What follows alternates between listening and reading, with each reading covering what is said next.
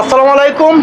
শুরু করিতেছি পরম করুণাময় আল্লাহর নামে, যিনি দয়ালু ও অসীম। বন্ধুরা, একটি ক্রয় আপডেট। আসলে প্রতিদিন শখ ক্রয় করি, শখ বিক্রি করি।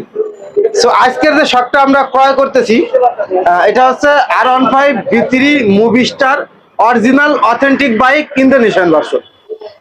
ক্রয় আপডেট দেওয়ার অর্থ হচ্ছে এটা যে বাইকটি 21-এর 10 বছরের পেপার করা, কিন্তু জেনুয়ান মাইলেজ কত ভাই? 6300। 6300। আমরা একটু দেখাই দিই।